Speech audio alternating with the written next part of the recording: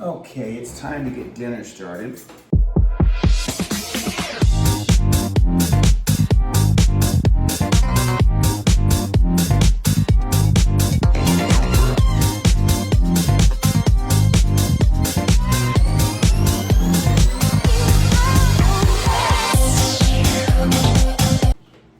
And I think tonight I'm going to make some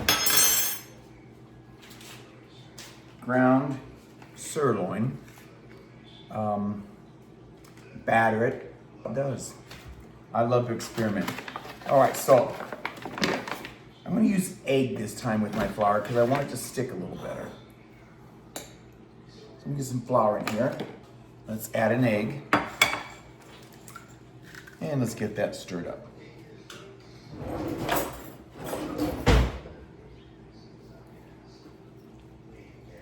And I want the batter to be a little bit thicker than usual so that it sticks onto this little Salisbury sirloin that I'm going to do. This was a sirloin steak that was on sale. Add just a little bit of whipping cream to make this thicker or to make it more liquidy from the egg batter. I'm going to have to perhaps see if I can find a recipe online from the old days, the 1800s, how they made whipping cream, right? All right, now I want to jazz this just a bit. So I'm going to put some turmeric in there because I do like turmeric. Put some pepper in there.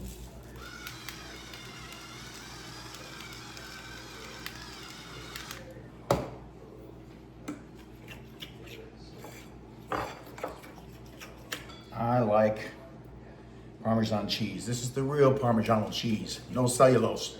If it doesn't have that Italian flag, it's not real. Check your ingredients. That'll give it just kind of a nice, unique little flavor.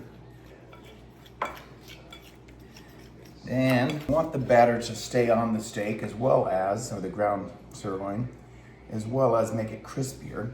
So we're going to, okay, so I'm going to use tonight a couple of these sirloins we bought, and I'm going to pound them with my meat tenderizer, and then we'll make some sirloin chicken fried steak. I'm going to lay them on the cornstarch first because that'll help the batter adhere to it. So we're going to use the cornstarch. That'll let the batter adhere to that meat. Let's do the second one. I would normally do these in the air fryer, but because I'm battering them, I want to fry them in some oil so that I can make gravy. There we go. Got some cornstarch on there. That'll help batter adhere to it better. And let's get in the batter.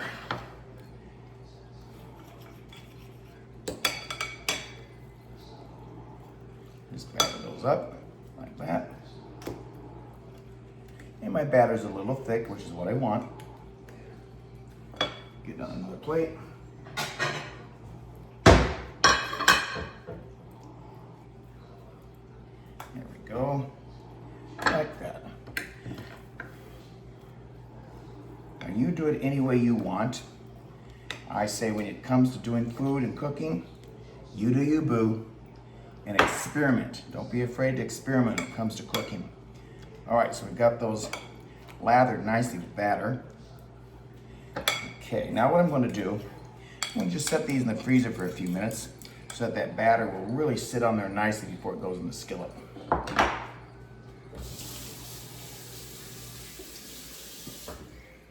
There's no sense in wasting the rest of this batter, so I think what I'll also do is perhaps, instead of making mashed potatoes, we will make potato waffles. How about that?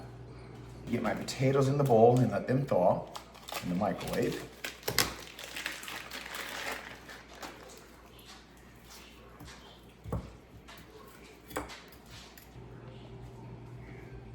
And instead of making mashed potatoes tonight, I am going to make waffle potatoes. So my pre-prepped cubed potatoes that were in the freezer, I thawed them in the microwave. I'm going to mash them. I do have a potato masher here, but the bowl's a little narrow, so I'm just gonna use a fork. Then I'll use the masher once I get the cubes all mashed up the way I want.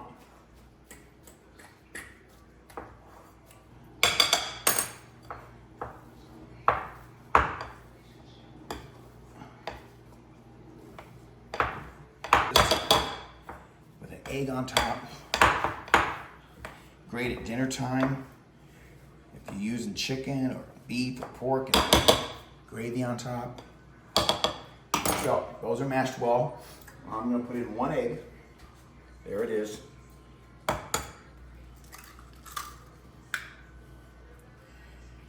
And grab a little bit of the milk.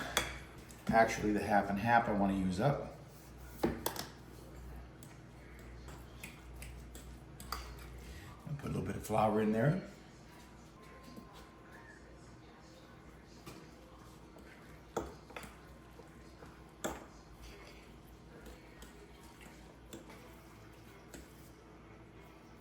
I think those are going to stick together okay.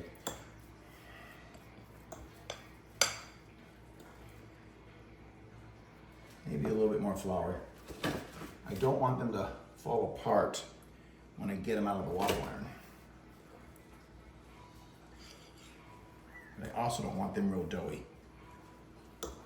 So this is one of those things you just kind of play by sight, texture. It's okay to make mistakes if you don't get it right the first time. That's the fun thing about cooking. It's all trial and error. All right, I think that's gonna be a good texture. Those should hold together pretty good. All right, so we'll get those over here and ready for the waffle iron, and we'll get the steaks out of the freezer. So these are in the freezer for about 5 minutes, and the batter just kind of adhered to it, like I wanted it to. Perfect.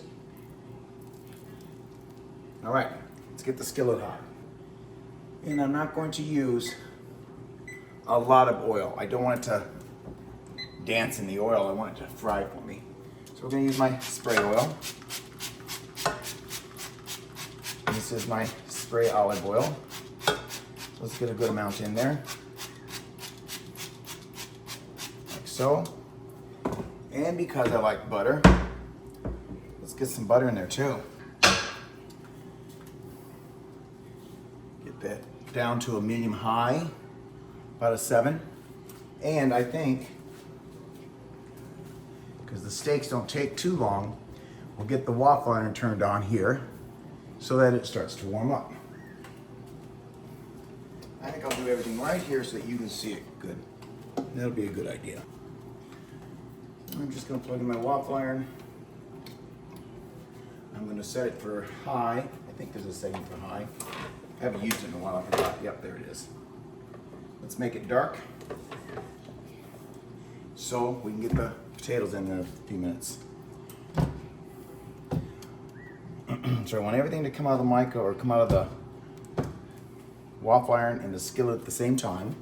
I also have some corn on the cob from last summer that's been in the freezer. I took it off the cob and blanched it. It's been frozen. So we're gonna have some corn with that tonight as well. Won't that be a good dinner? Good old-fashioned country dinner. Of course, what's corn without butter?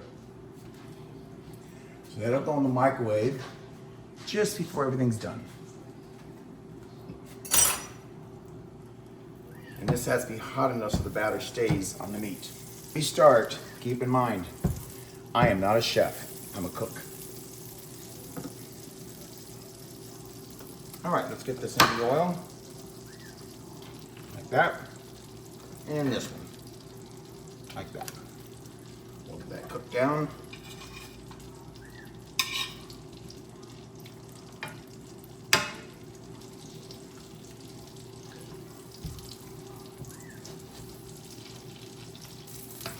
And then we'll make gravy. Now the easiest way that I like to make gravy when I cook like this is to,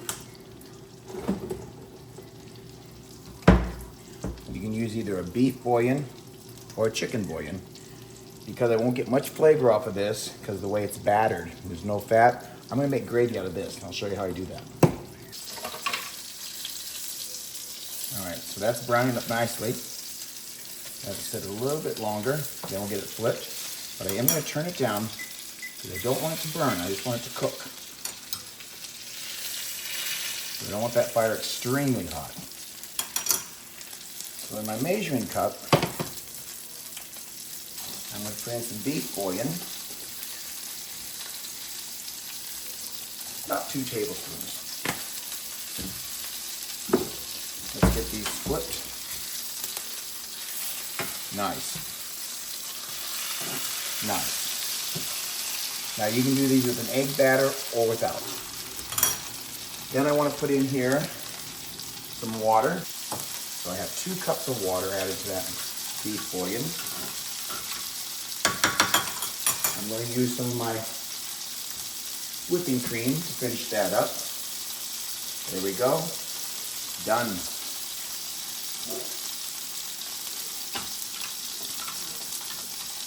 So let's get the waffle started. And I am going to spray this with just a little bit of oil. Make sure that potato don't stick.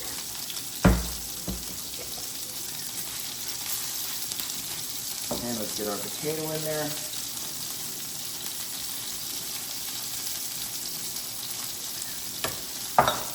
We make a potato waffle. Let's spread that out evenly. Add a little more. There we go. Let's spread that out. And let's close it up. Flip it over, and it will tell me when it's done.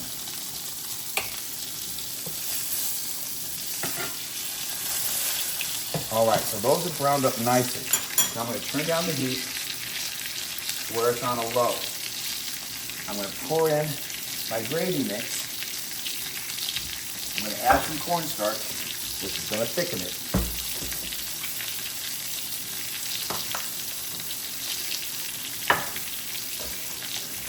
So I've got the beef bouillon, I've got water, I've got milk, and I've got cornstarch. My heat is turned down to a simmer.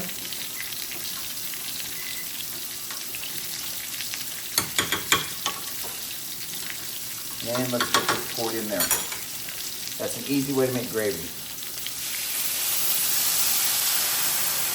Isn't that nice?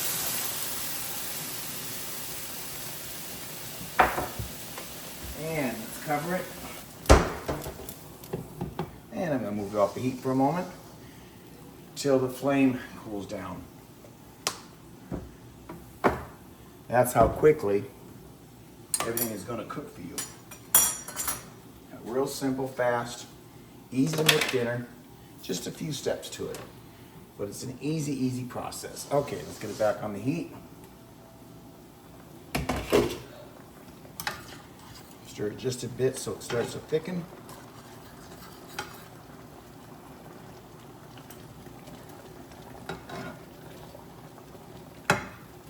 Need to give it a taste.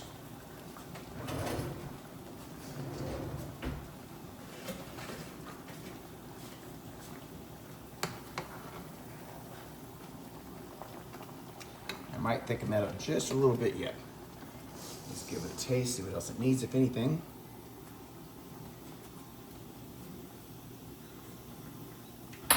That's very good. That's going to turn out just lovely. My waffles are cooking. Let me get the table set. So the waffle iron says the waffle's done. And let's check these. Oh, that's thickened up very nicely. Look at that. It's going to be a nice, nice gravy. All right. Let's check the waffle. It says it's ready. Let's find out. Beautiful. Look at there. There is your potato waffle.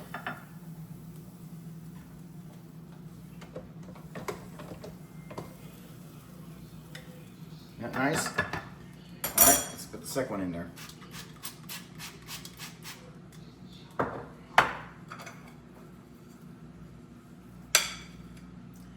It's a nice alternative to mashed potatoes. Make a waffle potato from time to time. It's kind of fun. Kick it up a bit, right? Live dangerously. All right, so let's get that potato pushed down on there so it's even.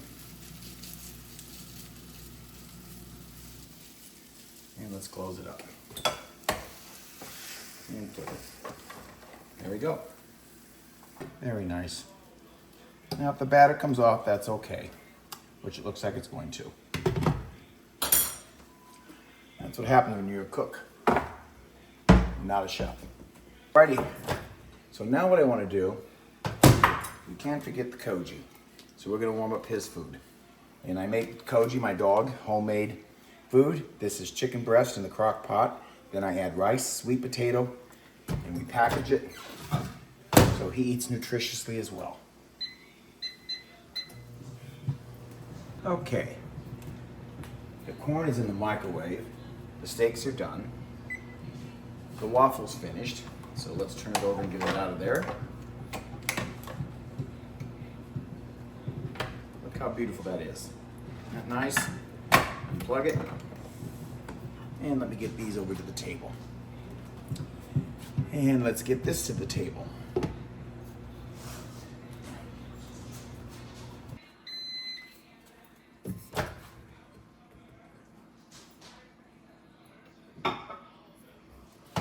And the corn is finished. So let me get everything dished up, and then we can take a peek. Here we go. So let's get the waffle on the plate.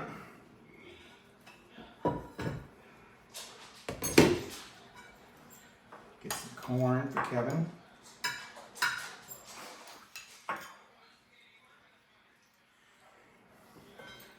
Let's get him a piece of meat. And gravy. Right on the waffle.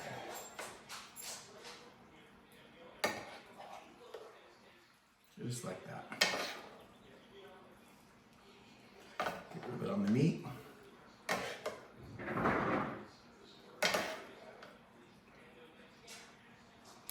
that beautiful?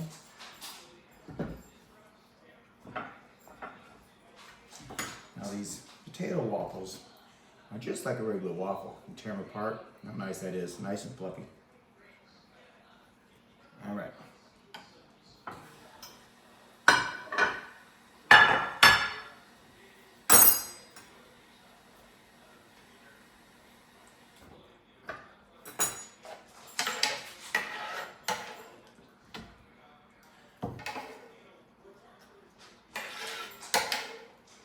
Gravy on the potato waffle. Very nice. I want Kevin because I want more. I know him. A little bit on the meat.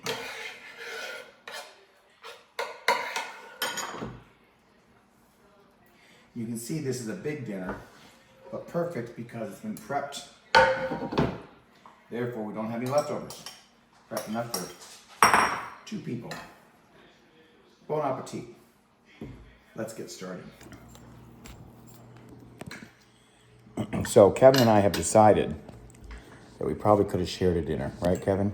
Absolutely. We could have shared a waffle, and we could have shared a piece of meat. We're both full. So I think this will be lunch tomorrow. Absolutely. Right there. Because he's had enough today. So I think we're going to have lunch tomorrow. What do you think, Kevin? I absolutely say so. Yeah. No waste. No apologies. You do you, boo.